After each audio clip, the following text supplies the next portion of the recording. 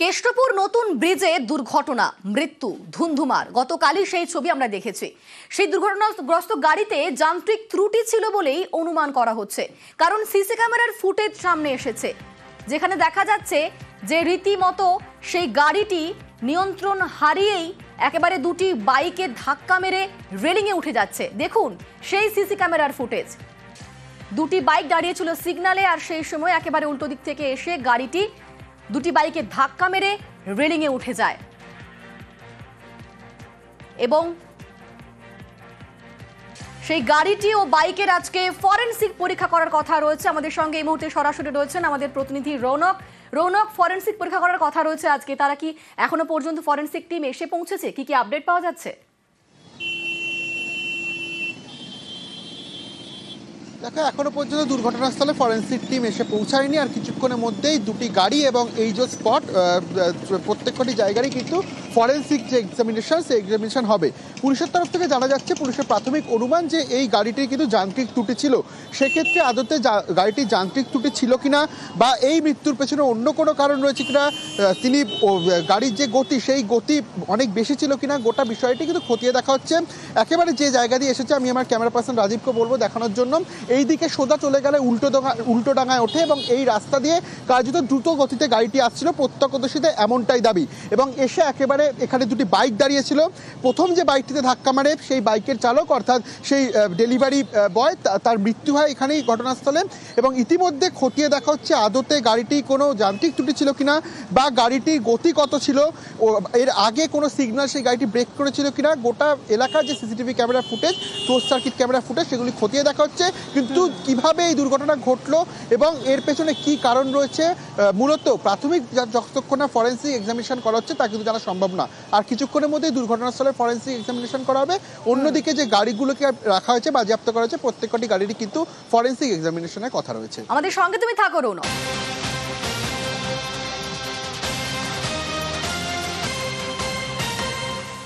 কেষ্টপুর নতুন ব্রিজে মর্মান্তিক দুর্ঘটনায় জোড়া মামলা দায়ের হয়েছে। গতকালকের সেই ঘটনা যেখানে মৃত্যু পর্যন্ত হয়েছে, তাতে এবার জোড়া মামলা দায়ের হয়েছে। আমাদের সঙ্গে সরাসরি রয়েছেন রৌনক, কোন কোন ধারায় মামলা হয়েছে, কি খবর পাওয়া যাচ্ছে? দেখো, একেবারেই বেপরোয়াভাবে গাড়ি চালিয়ে হত্যার যে ঘটনা, র্যাশ ড্রাইভ এবং হত্যা করার চেষ্টা, এই বিষয়ে কিন্তু একটি মামলা রুজু করেছে পুলিশ। এবং অন্যদিকে যখন এই ঘটনা ঘটে তারপরই কিন্তু এখানে বিধাননগর পুলিশের প্রচুর ফোর্স আছে, যাতে কোনো অপ্রীতিকর পরিস্থিতি তৈরি না হয় সেটা সামাল দেওয়ার জন্য তারা আসেন। এবং তাদেরকে উদ্দেশ্য করে একদল মফ ইট পাথর ছড়ে দমকলে গাড়ি ভাঙচুর করা হয়। এবং পুলিশ যখন এই সিচুয়েশন আন্ডার কন্ট্রোল করার চেষ্টা করে তখন তাদের কাজে বাধা দেওয়া হয়। সেক্ষেত্রে সরকারি সম্পত্তি ভাঙচুর, পুলিশের ওপর মারধরের অভিযোগ এবং পুলিশের কাজে বাধা দেওয়া, এই একটি ধারায় কিন্তু ইতিমধ্যে মামলা রুজু করা হয়েছে। বিশেষ করে যে ক্লোজ সার্কিট ক্যামেরা, সেই ক্লোজ সার্কিট ক্যামেরাগুলি কিন্তু টেকনিক্যাল এভিডেন্স এখানে অত্যন্ত গুরুত্বপূর্ণ। সেই ক্লোজ সার্কিট ক্যামেরা ফুটেজ খতিয়ে দেখা হচ্ছে, চিহ্নিতকরণের কাজ ইতিমধ্যে পুলিশ চালাচ্ছে যে এই ঘটনার পেছনে কারা কারা যুক্ত ছিল। এবং সবথেকে গুরুত্বপূর্ণ বিষয় যে গাড়ির চালক পলাতক, সেই গাড়ির চালক কোথায় রয়েছে সেটাও কিন্তু ক্লোজ সার্কিট ক্যামেরা ফুটেজ খতিয়ে দেখার চেষ্টা করছে বিধাননগর উত্তর থানার পুলিশ। বেশ, ধন্যবাদ রৌনক। এবং আজ ঘটনাস্থলে যান পুলিশের আধিকারিকরা এবং সেখানেই পুলিশের সামনেই সরব মৃতের পরিবার। গত রাত থেকেই হয়রানির অভিযোগ তুলছেন পরিবার। গাড়ি চালকের গ্রেফতারির দাবিতে সরব হয়েছে পরিবার। দুর্ঘটনাস্থলে পুলিশের ব্যারিকেড রয়েছে।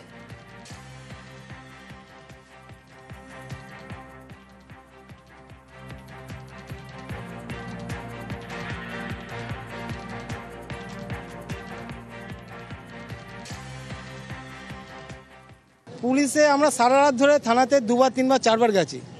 পুলিশ এখন আমরা খালি এইটাই জিজ্ঞেস করি, স্যার কারা ছিল, আর ভাইকে কারা মারলো, কি হলো, পেছনে র্যাপিডের পেছনে আমার ভাই যে কাস্টমার নিয়ে যাচ্ছিল সেই কাস্টমারটা কি হলো। পুলিশ এই ব্যাপারে আমাদের সঙ্গে কোনো রকম কথা বলছে না। হয়রানি শিকার হেভিভাবে কিচ্ছুভাবে আমাদের কোনো শেয়ার করছে না। পুলিশ এটা ধামা চাপা দেওয়ার চেষ্টা করছে। পুলিশ কালকে আমরা যখন খবর পাওয়ার পরে আমরা স্পটে এসেছি, স্পট দেখলাম, স্পট দেখার পর থানাও গেছি। থানায় গিয়ে বললাম, স্যার আমার ভাইপো কীভাবে মারা গেল তার ক্যামেরা ফুটেজটা আমাদের দেখান এবং সেই আসামিকে অ্যারেস্ট করা হোক, যে গাড়ি আর ওই ধাক্কা মেরেছে, গাড়ি চালক মানে গাড়ি ধাক্কা মেরেছে। এই থানা একবার বলছে ওটা ইনভেস্টিগেশন হবে, তারপরে আমরা বলতে পারবো, এখন কিছু বলতে পারবো না।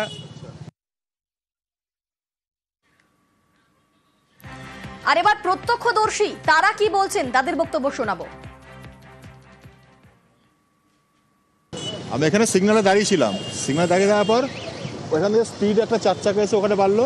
একটা সুইগিওয়ালা ছিল, ওকে পুরো এমন জোরে এসে মারলো, গাড়িটা উল্টো দিকে চলে গেলো, গাড়িটা বাইকটা এপাশে পড়ে থাকলো। তো একবার আরেকটা গাড়িতে মারলো, গাড়িটা লেগে গিয়ে ওই সামনে ওখানটা দাঁড়ালো।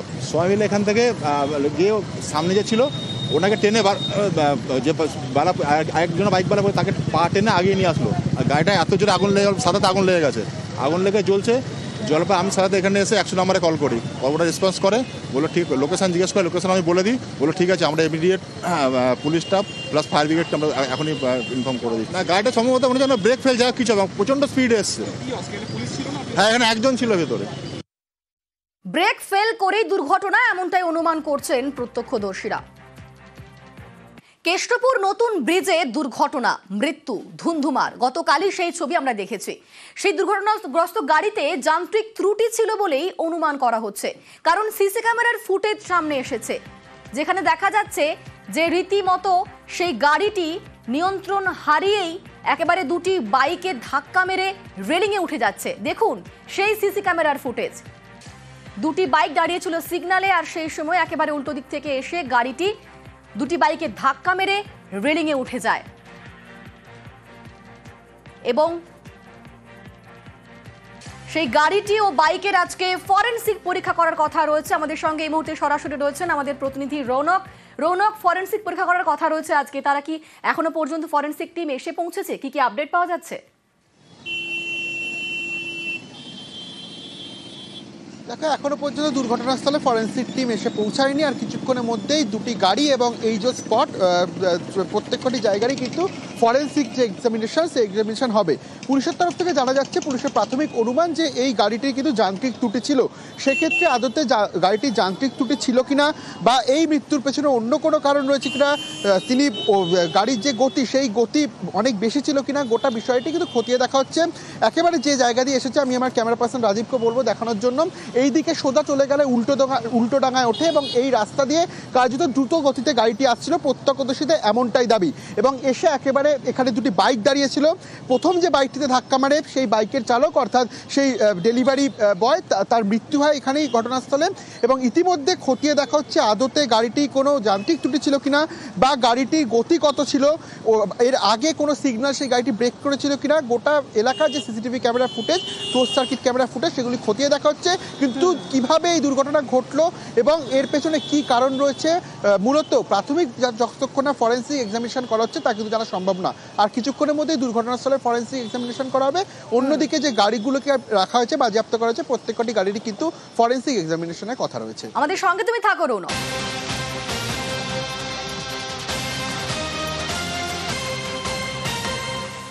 কেষ্টপুর নতুন ব্রিজে মর্মান্তিক দুর্ঘটনায় জোড়া মামলা দায়ের হয়েছে। গতকালকের সেই ঘটনা যেখানে মৃত্যু পর্যন্ত হয়েছে, তাতে এবার জোড়া মামলা দায়ের হয়েছে। আমাদের সঙ্গে সরাসরি রয়েছেন রৌনক। রৌনক, কোন কোন ধারায় মামলা হয়েছে, কি খবর পাওয়া যাচ্ছে? দেখো, একেবারেই বেপরোয়াভাবে গাড়ি চালিয়ে হত্যার যে ঘটনা, র্যাশ ড্রাইভ এবং হত্যা করার চেষ্টা, এই বিষয়ে কিন্তু একটি মামলা রুজু করেছে পুলিশ। এবং অন্যদিকে যখন এই ঘটনা ঘটে তারপরই কিন্তু এখানে বিধাননগর পুলিশের প্রচুর ফোর্স আছে, যাতে কোনো অপ্রীতিকর পরিস্থিতি তৈরি না হয় সেটা সামাল দেওয়ার জন্য তারা আসেন। এবং তাদেরকে উদ্দেশ্য করে একদল মফ ইট পাথর ছড়ে দমকলে গাড়ি ভাঙচুর করা হয়। এবং পুলিশ যখন এই সিচুয়েশন আন্ডার কন্ট্রোল করার চেষ্টা করে তখন তাদের কাজে বাধা দেওয়া হয়। সেক্ষেত্রে সরকারি সম্পত্তি ভাঙচুর, পুলিশের ওপর মারধরের অভিযোগ এবং পুলিশের কাজে বাধা দেওয়া, এই একটি ধারায় কিন্তু ইতিমধ্যে মামলা রুজু করা হয়েছে। বিশেষ করে যে ক্লোজ সার্কিট ক্যামেরা, সেই ক্লোজ সার্কিট ক্যামেরাগুলি কিন্তু টেকনিক্যাল এভিডেন্স এখানে অত্যন্ত গুরুত্বপূর্ণ। সেই ক্লোজ সার্কিট ক্যামেরা ফুটেজ খতিয়ে দেখা হচ্ছে, চিহ্নিতকরণের কাজ ইতিমধ্যে পুলিশ চালাচ্ছে যে এই ঘটনার পেছনে কারা কারা যুক্ত ছিল। এবং সবথেকে গুরুত্বপূর্ণ বিষয় যে গাড়ির চালক পলাতক, সেই গাড়ির চালক কোথায় রয়েছে সেটাও কিন্তু ক্লোজ সার্কিট ক্যামেরা ফুটেজ খতিয়ে দেখার চেষ্টা করছে বিধাননগর উত্তর থানার পুলিশ। বেশ, ধন্যবাদ রৌনক। এবং আজ ঘটনাস্থলে যান পুলিশের আধিকারিকরা এবং সেখানেই পুলিশের সামনেই সরব মৃতের পরিবার। গত রাত থেকেই হয়রানির অভিযোগ তুলছেন পরিবার। গাড়ি চালকের গ্রেফতারির দাবিতে সরব হয়েছে পরিবার। দুর্ঘটনাস্থলে পুলিশের ব্যারিকেড রয়েছে।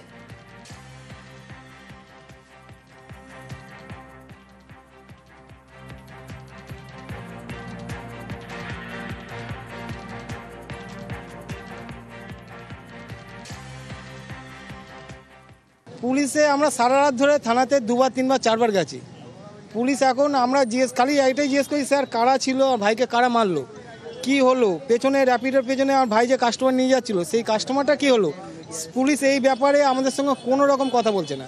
হয়রানি শিকার হেভিভাবে হয়রানি শিকার, কিচ্ছুভাবে আমাদের কোনো শেয়ার করছে না। পুলিশ এটা ধামা চাপা দেওয়ার চেষ্টা করছে। পুলিশ কালকে আমরা যখন খবর পাওয়ার পরে আমরা স্পটে এসেছি, স্পট দেখলাম, স্পট দেখার পর থানাও গেছি। থানায় গিয়ে বললাম স্যার আমার ভাইপো কীভাবে মারা গেল তার ক্যামেরা ফুটেজটা আমাদের দেখান এবং সেই আসামিকে অ্যারেস্ট করা হোক, যে গাড়ি আর ওই ধাক্কা মেরেছে গাড়ি চালক, মানে গাড়ি ধাক্কা মেরেছে। এই ছাড়া একবার বলছে ওটা ইনভেস্টিগেশন হবে তারপরে আমরা বলতে পারবো, এখন কিছু বলতে পারবো না।